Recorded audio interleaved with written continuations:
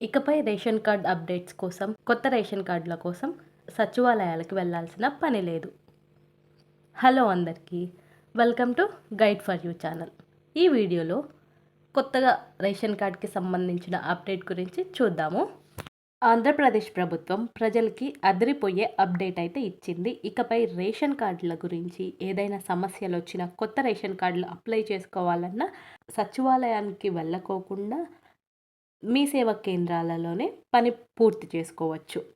సచివాలయానికైనా వెళ్ళొచ్చు, లేదంటే మీ దగ్గరలో ఉన్న మీ సేవలోనే పని అనేది పూర్తి చేసుకోవచ్చు. ఈ అప్డేట్లో తీసుకొచ్చిన సేవలు ఏంటంటే, మీ సేవ ద్వారా వర్తించే సేవలు చూసుకున్నట్లయితే, ముఖ్యమైన సేవలు చూసినట్లయితే సభ్యుల చేర్పు, చిరునామా మార్పు, తర్వాత పేర్ల అంటే ఏమైనా మిస్టేక్స్ ఉంటే నేమ్ దాని గురించిన చేంజెస్, పేర్ల సవరణ, కార్డు విభజన, స్ప్లిట్టింగ్ ఆఫ్ కార్డ్స్ అంటారు కదా అది, డూప్లికేట్ కార్డు, తర్వాత రేషన్ షాప్ మార్పు, ఆధార్ సీడింగ్, ఒక్కొక్క దాని గురించి ఇప్పుడు డీటెయిల్గా చూద్దాము. కొత్త రేషన్ కార్డు, కొత్తగా పెళ్ళైన వారు లేదా కొత్త కుటుంబాలు దరఖాస్తు చేసుకోవచ్చు. సభ్యుల చేర్పు లేదంటే తొలగింపు, కుటుంబంలో కొత్త సభ్యులను చేర్చడం లేదా మరణించిన వారి పేర్లను తొలగించడం. కార్డు విభజన, స్ప్లిట్టింగ్ ఆఫ్ కార్డ్, ఉమ్మడి కుటుంబం నుండి విడిపోయిన వారు కొత్త కార్డు దరఖాస్తు చేసుకోవచ్చు. కొత్త కార్డు కోసం దరఖాస్తు అయితే చేసుకోవచ్చు. ఈ అప్డేట్ ద్వారా చిరునామా మార్పు, అడ్రస్ చేంజ్, ఇంటి అడ్రస్ మారినప్పుడు అప్డేట్ చేసుకోవచ్చు. ఆధార్ సీడింగ్, డూప్లికేట్ కార్డులను నివారించడానికి మరియు డీబీటీ నగదు పొందడానికి ఇది తప్పనిసరి. డూప్లికేట్ రేషన్ కార్డు, కార్డు పోయినా లేదా పాడైన కొత్తదైతే పొందొచ్చు. రేషన్ షాప్ మార్పు, దగ్గరలో ఉన్న రేషన్ షాప్కి అయితే మార్చుకోవచ్చు. ఇతర చేంజెస్, ఇతర సవరణలు, పేరు, వయసు వంటి చిన్న చిన్న తప్పులుంటే సరి చేసుకోవచ్చు.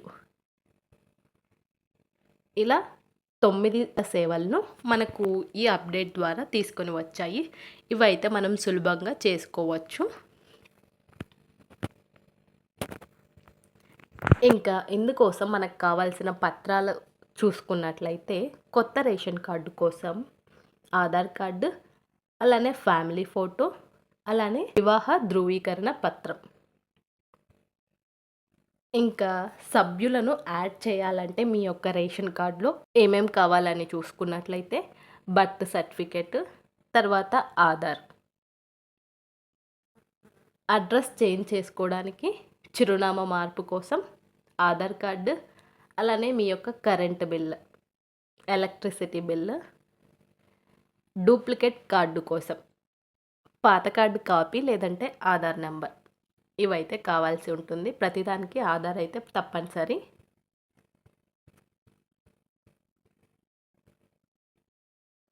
ఈ రేషన్ కార్డ్ సేవల ద్వారా ప్రయోజనాలు ఏంటని చూసినట్లయితే, రేషన్ సరుకులు తక్కువ ధరకే మనకి రేషన్ సరుకులు అయితే అందుబాటులోకి వస్తాయి. ఇంకా ఈ రేషన్ కార్డు ఉన్న వాళ్ళకి ఆరోగ్యశ్రీ కార్డు, ఆరోగ్యశ్రీ కింద ఉన్న పథకాలన్నీ వర్తిస్తాయి. నగదు ప్రయోజనాలు, డీబీటీ, ప్రభుత్వం పథకాల డబ్బులు నేరుగా బ్యాంకు ఖాతాల్లోకి పడతాయి. అయితే దీనికి సంబంధించిన ఒక ముఖ్య గమనిక చూసుకున్నట్లయితే, ప్రభుత్వం నుండి వచ్చే నగదు ప్రయోజనాలు ఆగిపోకుండా ఉండాలంటే మీ రేషన్ కార్డుకు తప్పనిసరిగా ఆధార్ సీడింగ్ ఉండాలి. ఈ ఆధార్ సీడింగ్ అంటే మీకు తెలియకపోతే కింద కామెంట్ చేయండి, నేను డీటెయిల్గా ఎక్స్ప్లెయిన్ చేస్తాను. కొత్త రేషన్ కార్డు ఎలా దరఖాస్తు చేసుకోవాలంటే, మీ దగ్గరలో ఉన్న మీ సేవా కేంద్రం లేదంటే సచివాలయానికి వెళ్ళాలి. దాని తర్వాత మీకు ఒక అప్లికేషన్ ఫామ్ అనేది ఇస్తారు. అందులో డీటెయిల్స్ అన్నీ ఫిల్ చేయమని చూపిస్తారు. ఆ డీటెయిల్స్ అన్నీ ఫిల్ చేయాలి. అలానే కొన్ని డాక్యుమెంట్స్ అడుగుతారు. అలానే మీకు పాత రేషన్ కార్డు ఉంటే ఆ రేషన్ కార్డు కూడా అడుగుతారు. తర్వాత ఫీ అంటే దానికి అప్లై చేయడానికి సంబంధించిన ఫీజు చెల్లించమని అడుగుతారు. దాని తర్వాత మీరు అధికారుల వెరిఫికేషన్ పూర్తయిన తర్వాత మనకు ఒక వారం నుంచి 2 వారాల లోపు ఇది అనేది పూర్తవుతుందనమాట. ఈ అధికారులు వెరిఫికేషన్ తర్వాత ఇదంతా కంప్లీట్ అయిన తర్వాత మనకైతే కొత్త రేషన్ కార్డ్ వస్తుంది.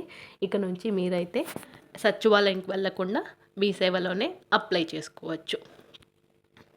ఇలాంటి మరెన్నో అప్డేట్స్ కోసం ఛానల్ని సబ్స్క్రైబ్ చేసుకోండి. ఇంకా మీకు ఎటువంటి డౌట్లున్నా కింద కమెంట్ చేయండి. దేనికి సంబంధించిన సమాచారం కావాలన్నా కింద కమెంట్ చేయండి. నేనైతే ఎక్స్ప్లెయిన్ చేస్తాను. Thanks for watching.